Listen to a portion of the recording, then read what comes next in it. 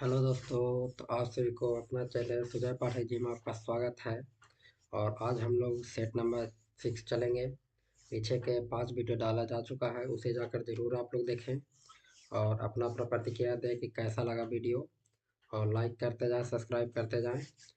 और चलिए तब इतना बिना देरी किए हुए हम लोग अपने प्रश्नों की ओर आगे चलते हैं। तो चलिए, पहला प्रश्न क्या कह रहा है।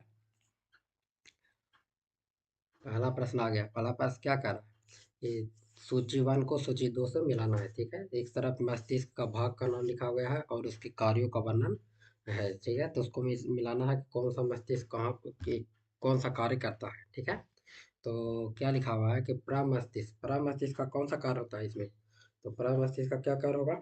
तो प्रमस्तिष्क का कार्य होगा स्मृति एवं तर्क का केंद्र। क्या होगा, स्मृति एवं तर्क का केंद्र। एक का सी आंसर 3 हो जाएगा। ठीक है, उसी प्रकार से हाइपोथैलेमस हाइपोथैलेमस का कार्य क्या होता है। तो हाइपोथैलेमस का कार्य क्या हो जाएगा। तो हाइपोथैलेमस का कार्य हो जाएगा ताप नियामक केंद्र। क्या हो जाएगा, ताप नियामक केंद्र हो जाएगा। ठीक है, तो बी का हो जाएगा 4। क्या हो जाएगा, बी का 4। ठीक है, इसी प्रकार के सी में जाते हैं। तो सी में क्या कह रहा है, मेडुला ऑब्लांगेटा। मेडुला ऑब्लांगेटा का क्या काम है। तो इसका काम क्या है, तो इसका क्या हो जाएगा, श्वसन श्वसन एवं हृदय स्पंदन की दर का नियमन। ठीक है, श्वसन एवं हृदय स्पंदन दर के नियमन करना। ठीक है, उसी प्रकार से अनुमस्तिष्क अनुमस्तिष्क का क्या कार्य हो जाएगा। तो इसका कार्य क्या हो जाएगा, पेशीय संतुलन। क्या हो जाएगा, पेशीय संतुलन। तो इसका आंसर क्या हो जाएगा।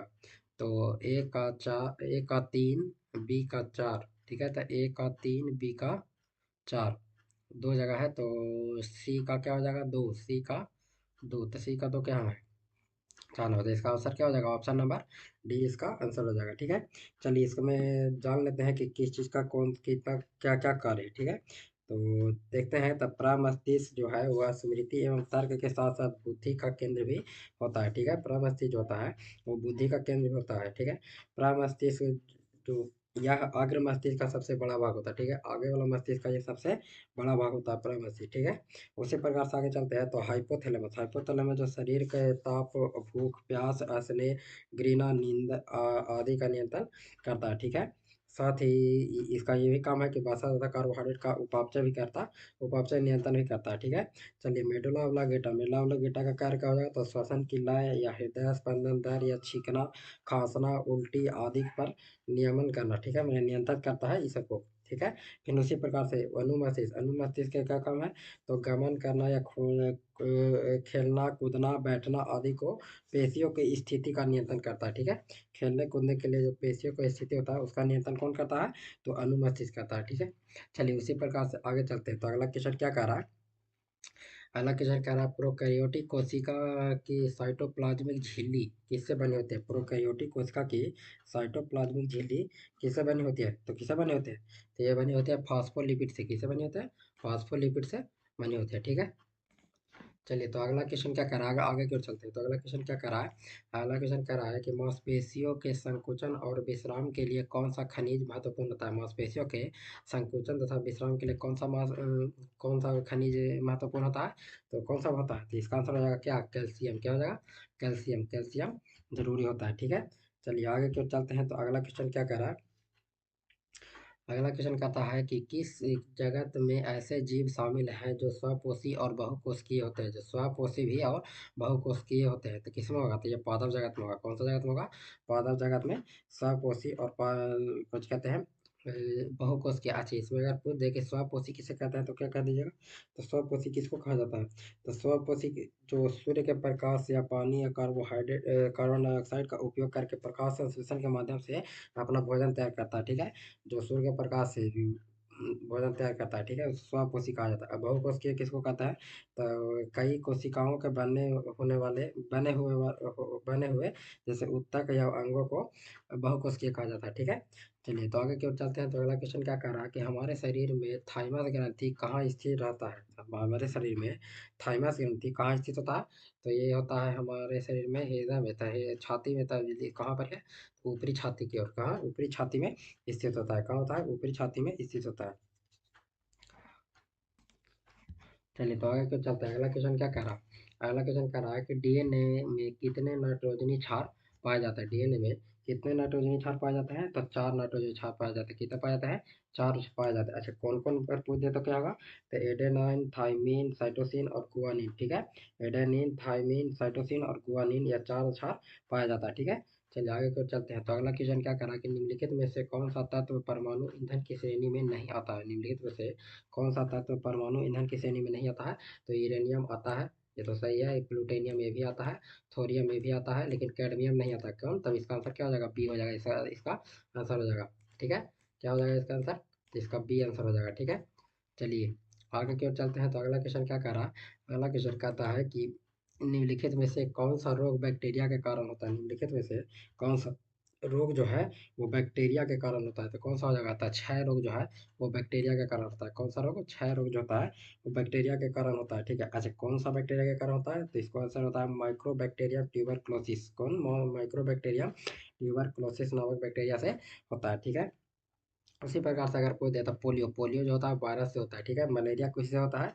तो मलेरिया होता है कौन सी? प्रोटोजोआ प्लाज्मोडियम नामक परजीवी से होता है, ठीक है? प्लाज्मोडियम नामक परजीवी से होता है, ठीक है, मलेरिया। ठीक है, चलिए आगे क्यों चलते हैं। तो निम्नलिखित में से कौन सा असत्य फल का उदाहरण है? निम्नलिखित में से कौन सा असत्य फल का उदाहरण है? तो कौन सा हो जाएगा? तो इसमें आंसर हो जाएगा स्ट्रॉबेरी। स्ट्रॉबेरी जो है वो असत्य फल का उदाहरण है, ठीक है? अच्छा, सत्य फल असत्य फल में क्या अंतर है? तो सत्य फल उसे कहते हैं जो पुष्प के पुष्प के अंडाशय से जो बनता है उसे सत्य फल कहा जाता है। जो पुष्प के अंडाशय से नहीं बनता है उसे कुछ असत्य फल कहते हैं, ठीक है? ये आगे की ओर चलते हैं। तो ये अगला क्वेश्चन क्या कह रहा है? अगला क्वेश्चन कह रहा है कि किसी भी धावक को दौड़ने के बाद उरु माने जांग की पेशी में ऐंठन और दर्द महसूस होता है, या कि निम्नलिखित में से किसके संचय के कारण होता है? माने किसके जमने के कारण दर्द होता है पेशियों में? तो ये हो जाएगा लैक्टिक एसिड के जमने के कारण। किसके कारण? लैक्टिक एसिड के जमने के कारण होता है, ठीक है? चलिए, तो अगला क्वेश्चन क्या कह रहा है कि अगला क्वेश्चन में हम लोग पढ़ते हैं। तो आधुनिक आवाज सारणी के संदर्भ में निम्नलिखित कथनों में से कौन सा कथन सही नहीं है? कौन सा कथन सही नहीं है ये बताना है, ठीक है? तो निम्नलिखित में से कौन सा पढ़ते हैं और देखते हैं कि कौन सा सही नहीं है, ठीक है? पहला कह रहा है कि एक ही समूह के सभी तत्वों की संयोजकता तथा इलेक्ट्रॉनों की संख्या समान होती है। हाँ, ये तो सही है। एक ही समूह का रहेगा उसका संयोजकता और इलेक्ट्रॉनों की संख्या क्या हो जाएगा? समान ही रहता है, ठीक है? तो ये तो सही होगा। चलिए आगे चलते हैं। तो प्रत्येक आवर्त दर्शाता है कि एक नया कोष इलेक्ट्रॉन से भरा होता है। हाँ, ये भी सही है। एक नया कोष इलेक्ट्रॉन से भरा रहता है, ठीक है? चलिए आगे की ओर चलते हैं। तो आवर्त सारणी में बाएं से दाएं की ओर जाने पर आवर्त सारणी में बाएं से दाएं की ओर जाने पर परमाणु त्रिज्या घटती है। बाएं से दाएं जाने पर परमाणु त्रिज्या घटती है, ये तो सही है। जबकि समूह में ऊपर से नीचे आने पर परमाणु का आकार बढ़ता है। हाँ, ऊपर से नीचे आने पर परमाणु का आकार बढ़ता है, क्योंकि सबका परमाणु संख्या बढ़ेगा तो परमाणु आकार भी बढ़ता जाएगा, ठीक है? तो इसका आंसर ये भी सही है, ठीक है? फिर अगला क्या करा? D number. इसका आंसर तो यही होगा, बाकी यही गलत होगा। तो पढ़ लेते हैं कि क्या चीज गलत है। धात्विक अभिलक्षण आवर्त में बढ़ता है तथा समूह में नीचे जाने पर घटता है। नहीं, समूह में नीचे जाने पर भी बढ़ता है, ठीक है? समूह में नीचे जाने पर बढ़ता है, ठीक है? तो ये गलत हो जाएगा। क्या हो जाएगा? ये गलत हो जाएगा। तो इसका आंसर क्या हो जाएगा? तो इसका आंसर हो जाएगा डी नंबर, ठीक है? इसका आंसर क्या हो जाएगा? तो इसका आंसर हो जाएगा डी नंबर। इसका आंसर हो जाएगा, ठीक है? चलिए अगला क्वेश्चन क्या चलते हैं। तो अगला क्वेश्चन क्या कह रहा है? एक अज्ञात गैस जल में शीघ्रता से घुल जाती है। गैस युक्त जलीय घोल में लाल लिटमस नीला हो जाता है। यह गैस हाइड्रोजन क्लोराइड के साथ सफेद ध्रुव भी देता है। यह अज्ञात गैस निम्न में से कौन सी है? कौन सा गैस है? तो ये हो जाएगा अमोनिया। क्या हो जाएगा? अमोनिया। अमोनिया इसका आंसर हो जाएगा, ठीक है? चलिए आगे की ओर चलते हैं। तो अगला क्वेश्चन क्या कर रहा है? अच्छा, अमोनिया का सूत्र क्या होता है? तो NH3। क्या होता है? NH3। NH3, ठीक है? चलिए आगे कर चलते हैं। तो निम्नलिखित युग्मों में कौन सा युग्म कण प्रतिकण युग्म है? कण प्रतिकण युग्म है। निम्नलिखित में से कौन सा कण प्रतिकण है? तो ये हो जाएगा इलेक्ट्रॉन और पॉजिट्रॉन, ठीक है? क्या होगा? इलेक्ट्रॉन और पॉजिट्रॉन इसका आंसर हो जाएगा, ठीक है? कण प्रतिकण है इलेक्ट्रॉन और पॉजिट्रॉन, ठीक है? चलिए अगला क्वेश्चन पे चलते हैं। तो 14 नंबर क्वेश्चन कर रहा है कि तेल में तले हुए खाद्य पदार्थों को खरीदने से पहले उनकी निर्माण तिथि को अवश्य जांच लेना चाहिए, क्योंकि तेल विकृत गंधी हो जाते हैं। इसका क्या कारण है? तो इसका कारण क्या क्या हो जाएगा? ऑक्सीकरण हो जाएगा। तो ऑक्सीकरण क्या? उपचयन ऑक्सीकरण कहलाता है। ठीक है, ए आंसर इसका हो जाएगा। 14 का आंसर क्या हो जाएगा? ए हो जाएगा। ठीक है, चलिए आगे को चलते हैं। अगला क्वेश्चन क्या कर रहा है कि निम्नलिखित में से किस तत्व की विद्युत घनात्मकता सर्वाधिक होती है? विद्युत घनात्मकता तो सर्वाधिक किसका होता है? तो होता है सीजीएम का। किसका होता है? सीजीएम का सर्वाधिक विद्युत घनात्मकता होता है। तो सीजीएम का प्रतीक क्या होता है? तो सी एस क्या हो जाता है? सी एस इसका प्रतीक है। ठीक है, चलिए आगे की ओर चलते हैं। अच्छा, परमाणु सीजीएम का जो परमाणु संख्या कितना होता है? तो परमाणु संख्या इसका 55 हो जाएगा। ठीक है, कितना हो जाएगा? 55। परमाणु संख्या इसका 55 होता है। और परमाणु भार कितना होता है? तो 132, 132.81। ठीक है, परमाणु भार कितना हो जाएगा? 132.81। ठीक है, चलिए और परमाणु संख्या क्या हो जाएगा? तो 55 हो जाएगा। ठीक है, चलिए आगे की ओर चलते हैं। तो इसका अगला क्वेश्चन पढ़ते हैं। अगला क्वेश्चन क्या कर रहा है कि जब ध्वनि के तारत्व पिच में वृद्धि होती है तब निम्नलिखित में से किसमें वृद्धि होती है? जब पिच बढ़ेगा तो फिर किसका वृद्धि होगा? तो होगा किसका? आवृत्ति का। ठीक है, आवृत्ति और पिच दोनों अब में वृद्धि होता है। आवृत्ति बढ़ता है तो पिच में वृद्धि होता है। ठीक है, अच्छा ये भी ध्यान रखिएगा कि ध्वनि जो है, ध्वनि क्या है? तो एक अनुदैर्ध्य तरंग है। क्या है? एक अनुदैर्ध्य तरंग है। प्रकाश अनुप्रस्थ तरंग है। ठीक है, प्रकाश अनुप्रस्थ होता है और ध्वनि अनुदैर्ध्य तरंग होता है। चलिए आगे के चलते हैं। तो अगला क्वेश्चन क्या कर रहा है कि निम्नलिखित कथनों में से कौन सा कथन असत्य है? निम्नलिखित कथनों में से कौन सा कथन असत्य है, ये हमें ढूंढना है। तो चलिए आगे की ओर पढ़ते हैं। तो क्वेश्चन ऑप्शन में तो क्या कर रहा है कि जब प्रकाश की समानांतर किरणें खुरदुरे पृष्ठ से परावर्तित होने के पश्चात समांतर नहीं होती है तब इसे विसरित परावर्तन कहते हैं। तो हाँ, एकदम सही है। इसका ये तो सही है, असत्य नहीं है, सही है। ठीक है, तो आगे चलते हैं। चिकने पृष्ठ से प्रकाश के परावर्तन होने की घटना नियमित परावर्तन कहलाता है। हाँ, चिकने पृष्ठ से रहेगा तो नियमित कहलाएगा, और उखड़ा पृष्ठ से कहेगा तो क्या होगा? विसरित। ठीक है, विसरित कहलाएगा। चलिए आगे क्यों चलते हैं। तो अगला क्या करा कि विसरित परावर्तन में परावर्तनों के नियमों का सफलतापूर्वक पालन नहीं होता है। नहीं होता है, इसको ये गलत हो जाएगा। ठीक है, चलिए आगे चलते हैं। तो नियमित परावर्तन में परावर्तनों के नियमों का पालन होता है। हाँ, तो ये सही है। तो इसका आंसर क्या हो जाएगा? सी नंबर इसका गलत है। ठीक है, सी नंबर इसका गलत है, क्योंकि विशिष्ट परावर्तन में परावर्तनों के नियमों का सफलतापूर्वक पालन किया जाता है। ठीक है, तो इसका आंसर क्या हो जाएगा? तो बी हो जाएगा, ए सॉरी सी होगा इसका आंसर हो जाएगा। ठीक है, इसका आंसर क्या हो जाएगा? सी। चलिए आगे की ओर चलते हैं। तो अगला क्वेश्चन क्या कर रहा है कि विद्युत चुम्बकीय प्रेरण की परिघटना है। विद्युत चुम्बकीय प्रेरण की परिघटना है। ठीक है, तो कौन सी हो जाएगा इसका आंसर? तो पढ़ते हैं। किसी वस्तु को आवेशित करने की प्रक्रिया, किसी वस्तु को आवेशित करने की प्रक्रिया परिघटना है। तो नहीं, ये नहीं होगा। फिर आगे चलते हैं। किसी कुंडलित में विद्युत धारा प्रवाहित होने के कारण चुंबकीय क्षेत्र उत्पन्न करने की प्रक्रिया। विद्युत चुम्बकीय प्रेरण में चुंबकीय क्षेत्र थोड़ी होता है, विद्युत धारा का क्षेत्र बढ़ेगा। चलिए आगे चलते हैं। तो कुंडली तथा चुंबक के बीच अपेक्षक गति के कारण कुंडली में प्रेरित विद्युत धारा उत्पन्न करना, ये सही है। विद्युत धारा उत्पन्न करना। ठीक है, इसको मैं चुंबकीय क्षेत्र कर रहा है, लेकिन चुंबकीय क्षेत्र नहीं, विद्युत धारा उत्पन्न करना होता है। ठीक है, चलिए आगे की ओर चलते हैं। तो अगला क्वेश्चन क्या कर रहा है कि निम्नलिखित में से कौन सा नियम बताता है कि एक वस्तु स्थिर अवस्था में ही रहेगी और गतिमान वस्तु एक स्थिति वेग के साथ गति होने में जारी रहेगी जब तक कि असंतुलित बल द्वारा कार्य नहीं किया जा सकता? तो इसका आंसर क्या हो जाएगा? इसका आंसर आप लोग कमेंट में जरूर दीजिएगा। इसका बहुत सिंपल सा आंसर है। ठीक है, इसका आंसर आप लोग जरूर दीजिएगा। ठीक है, चलिए आगे की ओर चलते हैं। तो पूर्ण आंतरिक परावर्तन क्या है? इसमें क्या करा है कि पूर्ण आंतरिक परावर्तन क्या है? पूर्ण आंतरिक परावर्तन क्या है? ठीक है, तो चलिए हम लोग ऑप्शन पढ़ते हैं कि क्या कह रहा है। तो पढ़ रहा है ए में कह रहा है कि जब प्रकाश किसी माध्यम से गुजरने पर मुड़ जाता है, नहीं जब मुड़ जाता है तो उसे अपवर्तन कहा जाता है, परावर्तन नहीं कहा जाता है। ठीक है, चलिए आगे बी में क्या कह रहा है कि जब प्रकाश किसी सतह से उसके कोण पर परावर्तित होता है तो वह उस पर पड़ता है। नहीं, ये भी गलत हो जाएगा। जब प्रकाश एक क्रांति कोण के कारण उसके माध्यम से वापस परिवर्तित, हाँ यह सही हो जाएगा, क्रांति कोण के माध्यम से वापस परिवर्तित हो जाएगा तो उसके पूर्ण आंतरिक परिवर्तन कहा जाता है। ठीक है, चलिए आगे की ओर चलते हैं। तो अगला क्वेश्चन क्या कह रहा है अच्छा, इसको ज़रा देख लीजिएगा कि पूर्ण आंतरिक परिवर्तन किसे कहते हैं। तो पूर्ण आंतरिक परिवर्तन एक घटना है जो तब होता है जब एक माध्यम से में यात्रा करने वाली प्रकाश की किरण दूसरे माध्यम की सीमा पर क्रांति कोण से बड़े कोण पर टकराती है और पूरी तरह से मूल माध्यम में वापस परावर्तित हो जाती है। ठीक है, उसी को पूर्ण आंतरिक परिवर्तन कहा जाता है। अच्छा, इसका ज़्यादातर यूज़ कहाँ होता है, तो ऑप्टिकल प्रभावों में इसका इस्तेमाल ज़्यादा होता है। ऑप्टिकल फाइबर हो गया, फिर मेडिकल इमेजिंग में हो जाएगा, इसका उपयोग किया जाता है। ठीक है, चलिए आगे की ओर चलते हैं। तो अगला क्वेश्चन क्या कह रहा है कि ध्रुवीय विकृति ध्रुव का चश्मा, सोचिए धूप का चश्मा चकाचौंध से को कैसे कम करता है। जैसे धूप का चश्मा है जो चकाचौंध को कैसे कम करता है, तो इसका आंसर क्या हो जाएगा, तो इसका आंसर हो जाएगा सी, क्षैतिज रूप से ध्रुवीकृत प्रकाश को फ़िल्टर करके, क्योंकि क्षैतिज रूप से ध्रुवीकृत प्रकाश को फ़िल्टर करके।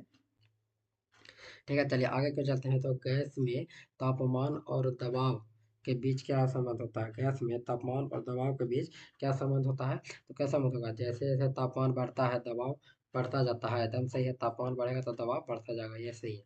ठीक है, पहला ही सही हो जाएगा। चलिए आगे क्यों चलते हैं। तो 23 नंबर क्वेश्चन कह रहा है कि दबाव किसी तरल के क्वथनांक को कैसे प्रभावित करता है, दबाव जो है किसी तरल के क्वथनांक को कैसे प्रभावित करता है, तो इसका क्या आंसर हो जाएगा, तो इसका हो जाएगा बढ़ते दबाव के साथ क्वथनांक का बढ़ता है। हाँ, ये भी सही है, जैसे जैसे दबाव बढ़ेगा वैसे वैसे क्वथनांक भी बढ़ता जाता है। ठीक है, चलिए आगे को चलते हैं। तो अगला क्वेश्चन क्या कह रहा है कि माणिक्य और नीलम रासायनिक रूप से कैसे जाने जाते हैं। माणिक्य और नीलम जो है रासायनिक रूप से कैसे जाने जाते हैं, तो इसको किस नाम से जाना जाता है, तो एल्यूमिनियम ऑक्साइड के नाम से जाना जाता है, कुछ एल्यूमिनियम ऑक्साइड के नाम से भी जाना जाता है। ठीक है, चलिए आगे की ओर चलते हैं।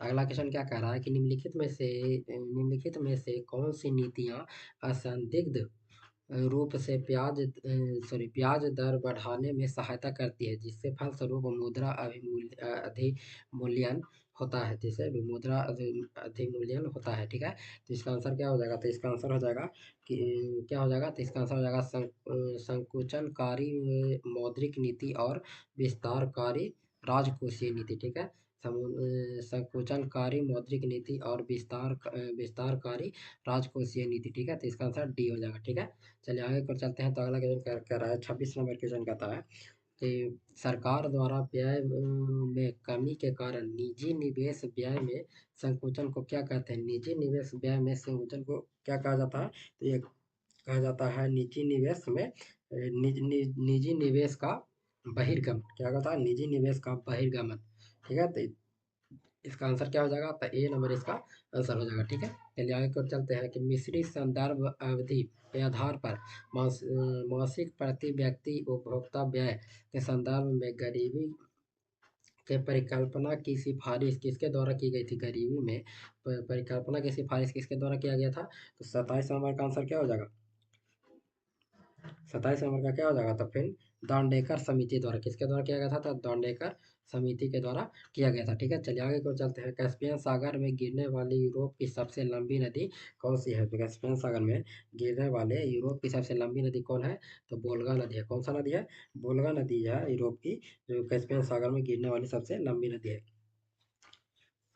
ठीक है, तो इसको हम पढ़ लेते हैं कि वोल्गा नदी जो यूरोप एवं यूरोपीय रूस की सबसे लंबी नदी तथा रूस का महत्वपूर्ण जलमार्ग है। ठीक है, वोल्गा नदी के बाद ड्यूनिव यूरोप की दूसरी सबसे लंबी नदी है। ठीक है, तो यूरोप की दूसरी सबसे लंबी नदी क्या है, तो ड्यूनिव। ठीक है, चलिए आगे की ओर चलते हैं। तो अगला क्वेश्चन क्या कह रहा है कि शिवालिक के पर्वतपाद में नदियों द्वारा लाए गए कंकड़ एवं पत्थर से निर्मित मैदान को क्या कहा जाता है, कंकड़ और पत्थर से निर्मित मैदान को क्या कहा जाता है, तो भावर प्रदेश कहा जाता है। क्या कहा जाता है, भावर प्रदेश कहा जाता है। ठीक है, क्या कहा जाता है, भावर प्रदेश कहा जाता है। ठीक है, चलिए आगे क्यों चलते हैं। तो अगला क्वेश्चन क्या कर, निम्नलिखित में कौन सा भारत की सबसे बड़ी जनजाति है, भारत की सबसे बड़ी जनजाति कौन है निम्नलिखित में से, तो निम्नलिखित में से भारत की सबसे बड़ी जनजाति कौन है, ये आप लोग जरूर कमेंट में बताइएगा, तो इसका आंसर क्या हो जाएगा। ठीक है, इसका आंसर क्या हो जाएगा, इसके बारे में जरूर बताइएगा। ठीक है, चलिए आगे क्यों चलते हैं। तो आदाम अदामावा का पठार किस देश में स्थित है, अदामावा का पठार किस देश में स्थित है, तो अदामावा का पठार किस देश में स्थित है, तो ये स्थित है नाइजीरिया में। कहाँ? नाइजीरिया में अदामावा का पठार स्थित है। कहाँ? नाइजीरिया में अदामावा का पठार स्थित है। ठीक है। अच्छा, कुछ और पठार का नाम आप याद कर लीजिएगा कि सान का पठार। सान का पठार कहाँ है? तो म्यांमार में स्थित है। सान का पठार कहाँ है? तो म्यांमार में स्थित है। पोतवार का पठार कहाँ स्थित है? तो पाकिस्तान में स्थित है। पोतवार का पठार कहाँ है? तो पाकिस्तान में स्थित है। मांटो ग्रासो पठार कहाँ स्थित है? तो ब्राजील में स्थित है। मांटो ग्रासो पठार तो ब्राजील में स्थित है। लोयस पठार कहाँ है? तो चीन में है। लोयस पठार कहाँ है? चीन में है। और अनातोलिया पठार कहाँ है? तो तुर्की में है। अनातोलिया पठार तुर्की में स्थित है। ठीक है। इतना आप लोग भी याद रख लीजिएगा। चलिए आगे के चलते हैं। तो 25 नंबर क्वेश्चन क्या कह रहा है कि किसी भी भौगोलिक क्षेत्र को अनुसूचित क्षेत्र घोषित करने का संवैधानिक अधिकार किसका है? किसको है? ठीक है। संवैधानिक, जैसे भौगोलिक क्षेत्र है उसको अनुसूचित क्षेत्र घोषित करने का संवैधानिक अधिकार किसको है? तो ये किसको हो जाएगा? तो हमारे राष्ट्रपति का हो जाएगा। किसका हो जाएगा? राष्ट्रपति का हो जाएगा। 32 नंबर का आंसर क्या हो जाएगा?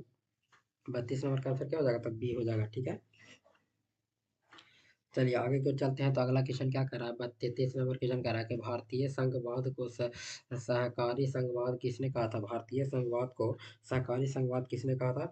तो ये कहा था जी ऑस्टिन के द्वारा कहा गया था। किसके द्वारा कहा गया था? तो जी ऑस्टिन के द्वारा कहा गया था। तो ऑप्शन नंबर ए इसका आंसर हो जाएगा। ठीक है। चलिए तो अगला क्वेश्चन की ओर चलते हैं। तो अगला क्वेश्चन क्या कह रहा है कि निम्नलिखित में से कौन सा विषय समवर्ती सूची का है? निम्नलिखित में से कौन सा विषय समवर्ती सूची का है? ठीक है। तो कौन सा विषय हो जाएगा जो समवर्ती सूची का हो जाएगा? तो ये हो जाएगा आपराधिक मामले। आपराधिक मामला जो है वो समवर्ती सूची में आता है। आपराधिक मामला जो है वो समवर्ती सूची में आता है। ठीक है। आपराधिक मामले कहाँ क्यों आते हैं? तो समवर्ती सूची में आते हैं। ठीक है। चलिए, और कुछ हो जाता है तो पुलिस, पुलिस राज्य, जो पुलिस है, पुलिस राज्य सूची में आता है। विदेशी रेडियो एंड टेलीविजन जैसे संघ सूची में आता है। ठीक है। विदेशी मामला जो हो गया और रेडियो हो गया ये सब संघ सूची में आवेगा। और पुलिस राज्य सूची में आवेगा। आपराधिक मामला संघ समवर्ती सूची में आता है, मतलब दोनों में आवेगा। ठीक है। चलिए आगे की ओर चलते हैं। मौलिक अधिकार, मौलिक अधिकार के बारे में बताना है। तो पहला क्या करा है कि कभी भी निलंबित नहीं किया जा सकता है। इसका अनुसार पैरवी निलंबित मौलिक अधिकार को नहीं किया जा सकता है। आपातकाल के दौरान राष्ट्रपति की सलाह पर किया जा सकता है। ठीक है। चलिए आगे आगे चलते हैं।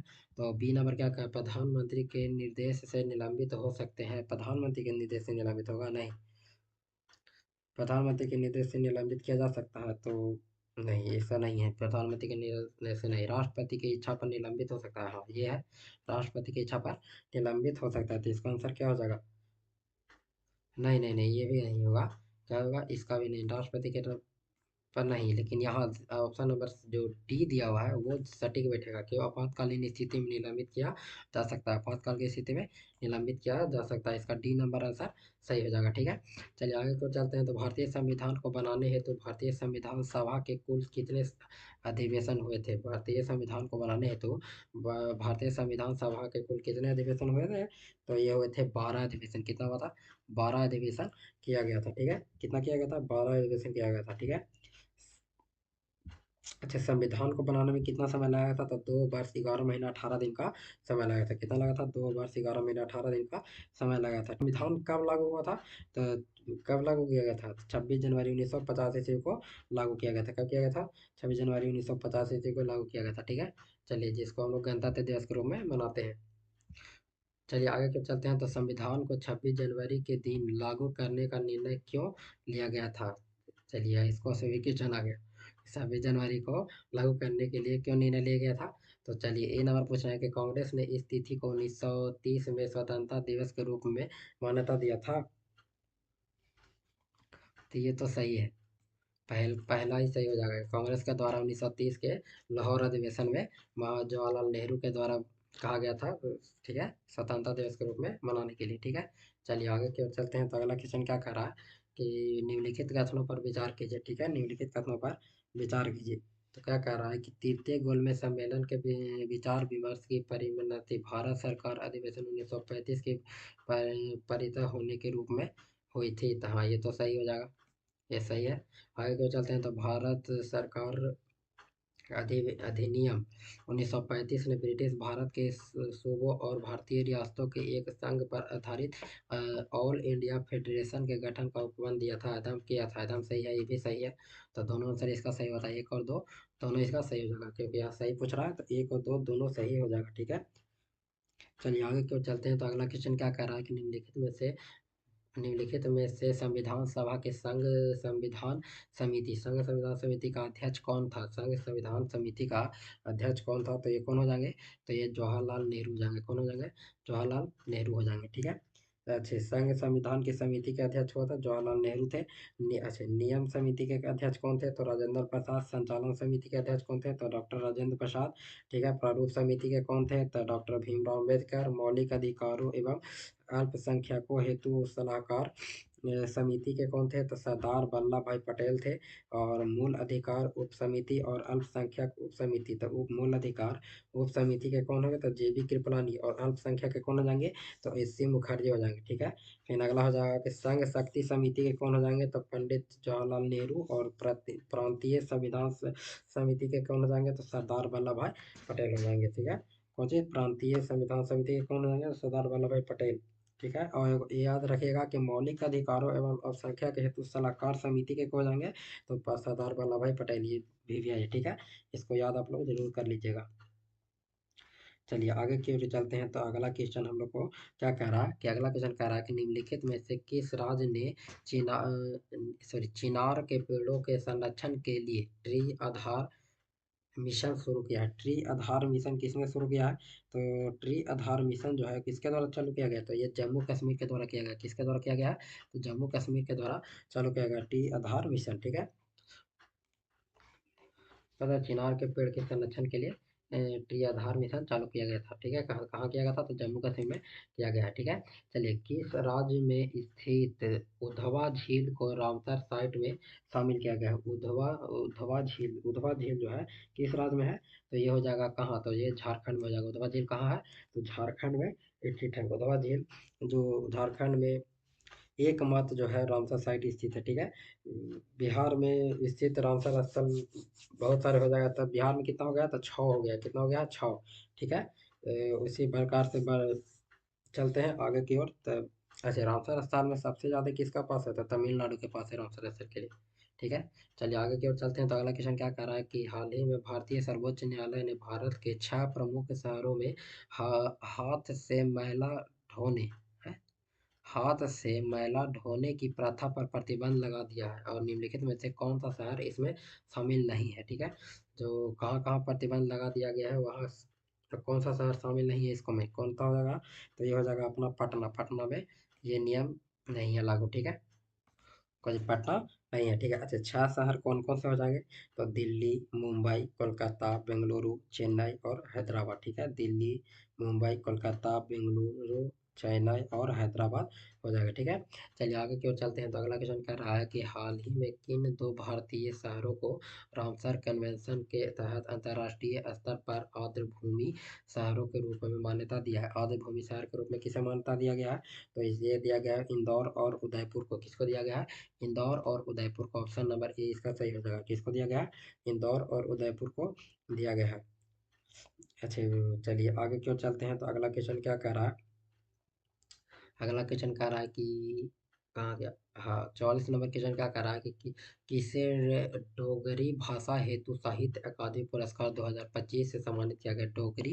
डोगरी भाषा हेतु साहित्य अकादमी पुरस्कार किसे दिया गया है? तो इसको किसके दिया गया था? चमन अरोड़ा को दिया गया। किसको? चमन अरोड़ा को दिया गया। ठीक है। किसको दिया गया है? तो चमन अरोड़ा को दिया गया है। ठीक है। आपकी डोगरी भाषा हेतु साहित्य अकादमी पुरस्कार से सम्मानित किया गया है। ठीक है। चलिए आगे की ओर चलते हैं। अच्छा, इनके द्वारा लिखित लघु कथा क्या है? तो इक होर अश्वत्थामा। इक होर अश्वत्थामा। ठीक है। चलिए आगे की ओर चलते हैं। तो अगला क्वेश्चन क्या कहते हैं कि राजकोषीय स्वास्थ्य सूचकांक 2025 को किसने जारी किया है? राजकोषीय स्वास्थ्य सूचकांक को 2025 को किसने जारी किया है?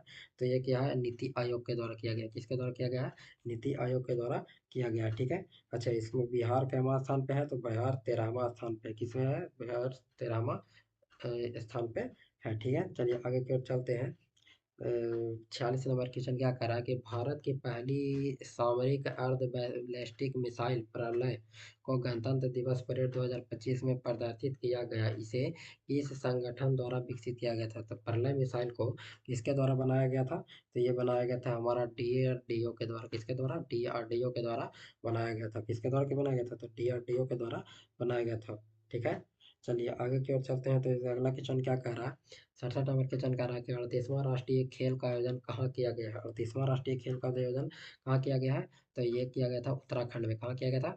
उत्तराखंड में किया गया था। ठीक है, कहाँ किया गया था? उत्तराखंड में। अच्छा, इसका शुभांकर क्या था? तो इसका शुभांकर था मौलिक। इसका शुभांकर क्या था? तो इसका शुभांकर हो गया मौलिक। ठीक है, अच्छा पहला स्थान पे कौन आया था? तो सेवा खेल नियंत्रण बोर्ड। ठीक है, दूसरा पे महाराष्ट्र आया था। ठीक है, चलिए अच्छा ये पूछे कि 39वां राष्ट्रीय खेल का आयोजन कहाँ किया जाएगा? तो मेघालय में किया जाएगा। कहाँ किया जाएगा? 39वां जो होगा वो मेघालय में होगा। ठीक है, चलिए आगे क्यों चलते हैं। तो अगला क्वेश्चन क्या कर रहा है कि हाल ही में भारतीय नागरिक शुभांशु शुक्ला द्वारा किस मिशन के तहत अंतरिक्ष यात्रा किया गया है? किस मिशन के तहत अंतरिक्ष यात्रा की है? तो एक्सियोम मिशन के द्वारा किया गया है। किसके द्वारा?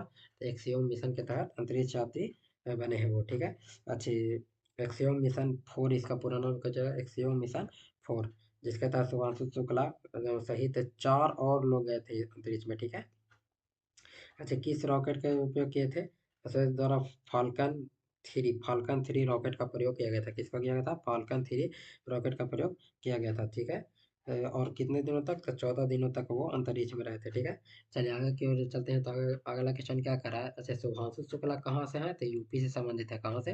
वह यूपी से संबंधित है। चलिए आगे चलते हैं। तो भारतीय भारतीय प्रधानमंत्री श्री नरेंद्र मोदी को किस देश के सर्वोच्च सम्मान grand cross the order of Makarios सम्मानित किया गया है? तो ये कहाँ का हो जाएगा? तो ये हो जाएगा साइप्रस का। कहाँ का? साइप्रस का। तीसरा ऑप्शन बी इसका आंसर हो जाएगा। ठीक है, ये साइप्रस का हो जाएगा। अच्छा आगे की ओर चलते हैं। तो अगला क्वेश्चन क्या कह रहा है? अगला क्वेश्चन 50 नंबर क्वेश्चन में आ गए हम लोग। तो क्या कह रहा है कि कोडाई कनाल और सौर वेधशाला से संबंधित कथन पर विचार कीजिए। ठीक है, कोडाई कनाल सौर वेधशाला से संबंधित कथन पर विचार करना है। तो पहला क्या कह रहा है कि यह तमिलनाडु में स्थित है। तो हाँ, ये तमिलनाडु में स्थित है, ये तो सही है।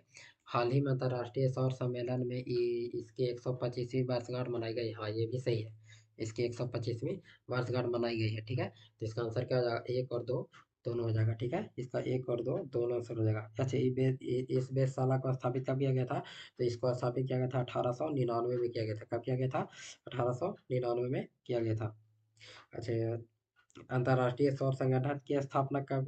2015 में किया गया था, जो भारत और फ्रांस द्वारा किया गया था। अंतर्राष्ट्रीय सौर संगठन की स्थापना 2015 में भारत और फ्रांस के द्वारा किया गया था। ठीक है, चलिए आगे की ओर चलते हैं। तो अगला क्वेश्चन क्या कर रहा है कि गुजरात सरकार ने किस गांव को राज्य का पहला जैव विविधता विरासत स्थल घोषित किया? कि राज्य का पहला जैव विविधता विरासत स्थल घोषित किया है।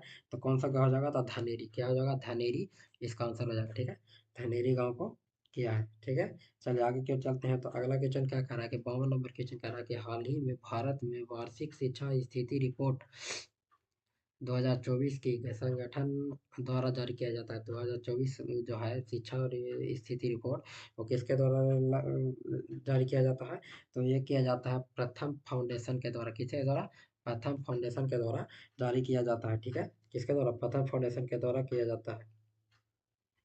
चलिए आगे की ओर चलते हैं। तो अगला क्वेश्चन क्या कह रहा है? 53 नंबर क्वेश्चन कह रहा है कि किस राज्य में राष्ट्रीय सहकारी विश्वविद्यालय की स्थापना की गई है? किस राज्य में सहकारी विश्वविद्यालय की स्थापना किया गया है?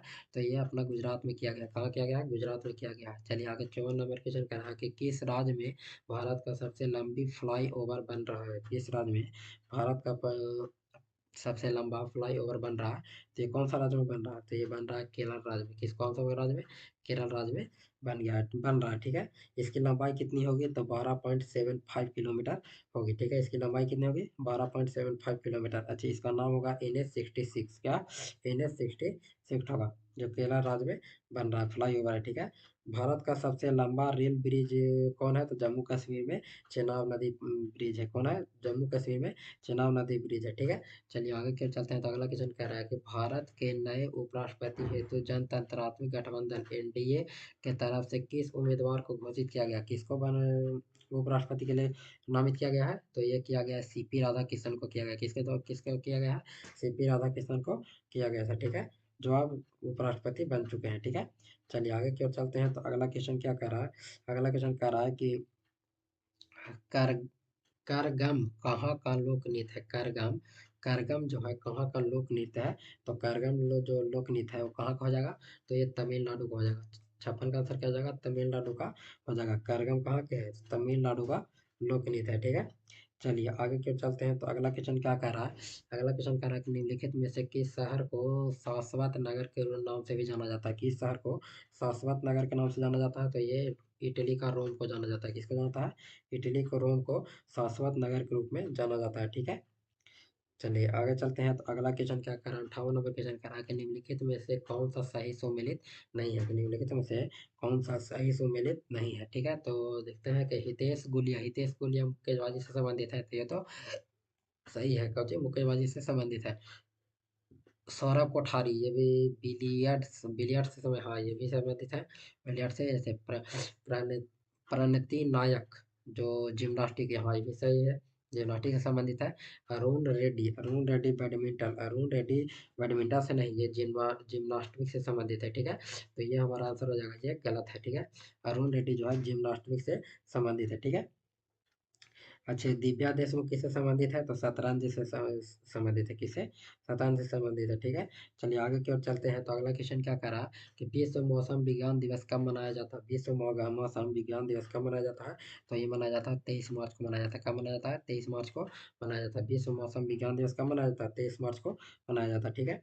अच्छा, अगर पूछ दे कि राष्ट्रीय टीकाकरण दिवस कब मनाया जाता है, तो 16 मार्च को मनाया जाता है। राष्ट्रीय टीकाकरण दिवस 16 मार्च को मनाया जाता है। विश्व बाल दिवस कब मनाया जाता है, तो 21 मार्च को मनाया जाता है। विश्व वन्य दिवस 21 मार्च को मनाया जाता है। और विश्व गोरैया दिवस कब मनाया जाता है, 20 मार्च को मनाया जाता है। विश्व गोरैया दिवस 20 मार्च को मनाया जाता है। चलिए आगे की ओर चलते हैं। तो अगला क्वेश्चन क्या कर रहा है कि सोहरा निम्नलिखित में से किसका मूल नाम है, सोहरा जो है तो निम्नलिखित में से किसका मूल नाम है, तो चेरा पूंजी को सोहरा के नाम से जाना जाता है, ठीक है।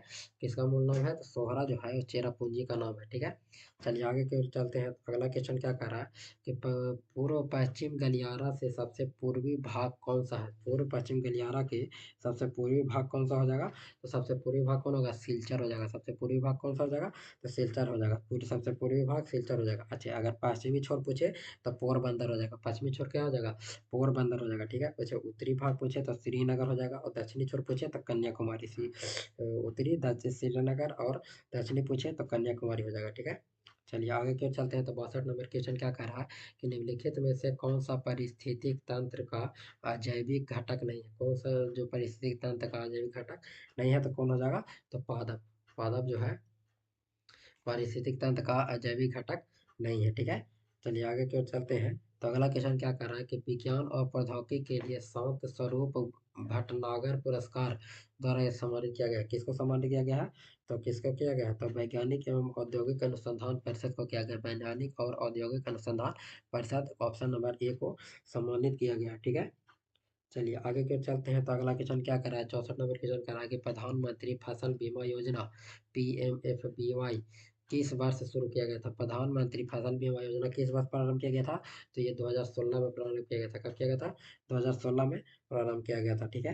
अच्छा, फसल बीमा योजना का उद्देश्य क्या है, तो फसल को होने वाले नुकसान की स्थिति में किसान को आर्थिक मदद पहुंचाना, ठीक है। किसानों को कई तकनीक को अपनाने के लिए प्रेरित करना, ठीक है। नए नए तकनीकों को अपनाने के लिए प्रेरित करना भी इसमें आता है, ठीक है। चलिए आगे की ओर चलते हैं। तो भारत के राष्ट्रीय पुष्प का वैज्ञानिक नाम क्या है, भारत के राष्ट्रीय पुष्प का वैज्ञानिक नाम कौन क्या क्या है, तो ये आप लोग को तो याद होना चाहिए, लेकिन आप लोग को याद होगा नहीं, हम जान रहे हैं, ठीक है। तो इसका आंसर क्या हो जाएगा, इसका आंसर हो जाएगा ऑप्शन नंबर ए। अच्छा, भारत का राष्ट्रीय पुष्प का नाम पता है कि क्या है, भारत का राष्ट्रीय पुष्प का नाम क्या है पता है,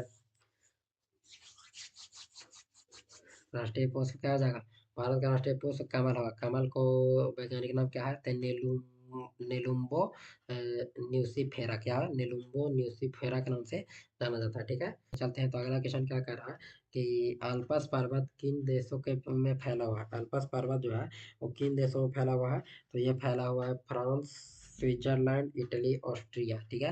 फ्रांस, स्विट्जरलैंड, इटली, ऑस्ट्रिया में फैला हुआ था। इसका आंसर क्या हो जाएगा था? ऑप्शन नंबर बी हो जाएगा, ठीक है। चलिए आगे क्यों चलते हैं। तो 67 नंबर क्वेश्चन कह रहा है कि नगर और नदी जिसको मिलाना है, ठीक है, मिलान करना है, नगर और नदी को मिलान कराना है, ठीक है। तो सेंट पॉल मिनियापोलिस, ये किस नदी पर है? सेंट मिनियापोलिस कौन सा नदी पर हो जाएगा? तो ये हो जाएगा मिसिसिपी नदी पर। किस पे हो जाएगा? मिसिसिपी नदी पर हो जाएगा। खार्तूम, खार्तूम किस नदी के किनारे है? तो ये हो जाएगा खार्तूम जो हो जाएगा वो नील नदी के किनारे। खार्तूम कहाँ हो जाएगा? तो नील नदी के किनारे, ठीक है।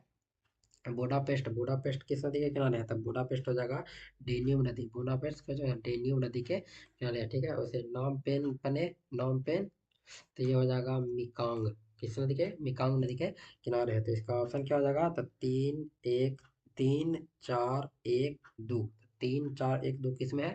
तो डी नंबर में है, 3 4 1 2, ठीक है।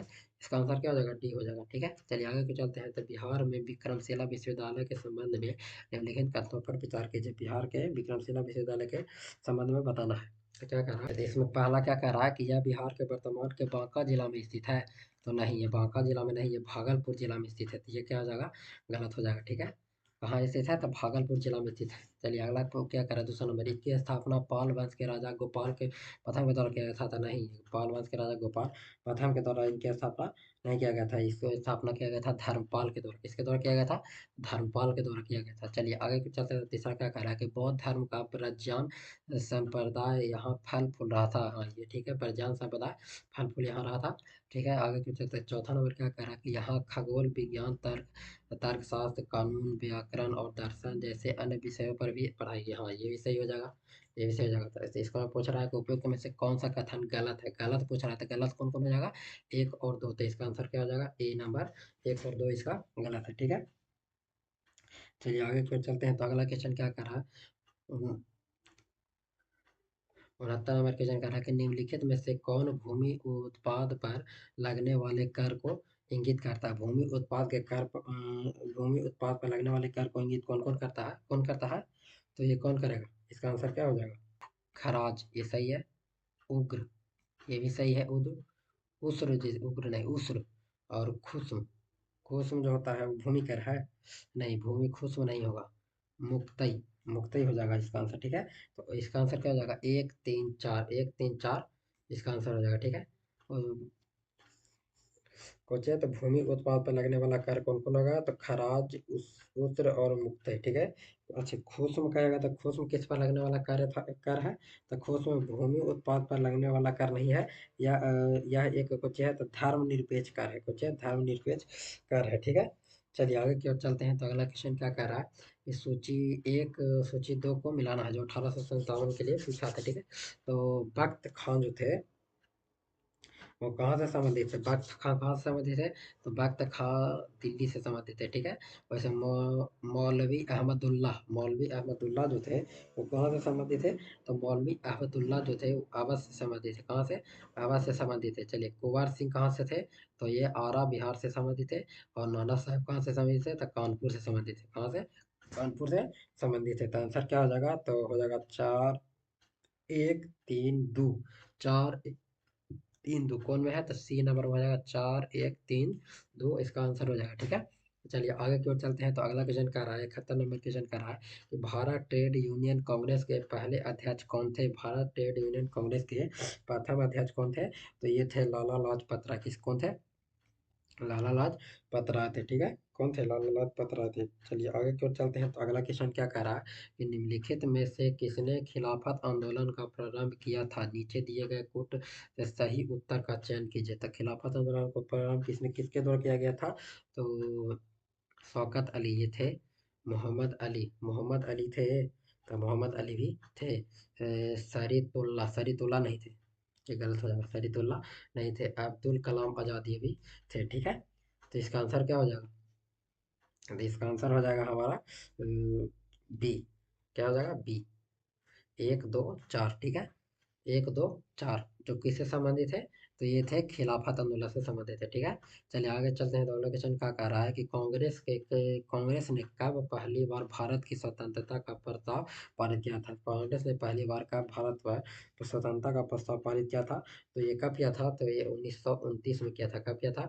1929 के लाहौर अधिवेशन में किया गया था, ठीक है। चलिए आगे चलते हैं। तो अगला क्वेश्चन क्या कर रहा है कि निम्नलिखित में से कौन सी सुमेलित नहीं है? निम्नलिखित में से कौन सी सुमेलित नहीं है, ठीक है, ये जानना है। चलिए आगे फिर पढ़ते पढ़ते हैं क्या है। कुषाण वंश स्वर्ण एवं ताम्र से, हाँ, कुषाण वंश स्वर्ण एवं ताम्र सिक्के रखते थे। गुप्त काल में स्वर्ण एवं रजत, ये भी सही है। सातवाहन में सीसा के था, सोचिए, स्वर्ण का नहीं सीसा का पैसा था, ठीक है। तो हमारा आंसर क्या हो जाएगा? तो सी हमारा आंसर हो जाएगा, ठीक है। कलचुरी में स्वर्ण रजत ताम्र, ये भी सही है, ठीक है। चलो आगे चलते हैं। तो 75 नंबर क्वेश्चन क्या कर रहा है? 75 नंबर और हमारा आज का लास्ट प्रश्न है। तो ये कह रहा है कि डच ईस्ट इंडिया कंपनी ने किस वर्ष पटना में अपना कारखाना स्थापित किया था? डच ईस्ट इंडिया था, वो पटना में कब कारखाना स्थापित किया था? तो ये किया था 1632 में किया गया था। किसके तो कब किया गया था? 1632 में किया गया था। तो आज के लिए बस इतना ही। और पढ़ते रहिए, बढ़ते रहिए, और वीडियो देखिए और देखिए कैसा लग रहा है। और अच्छा लग रहा है तो लाइक करिए, ठीक है। और फिर आज के लिए बस इतना ही। धन्यवाद।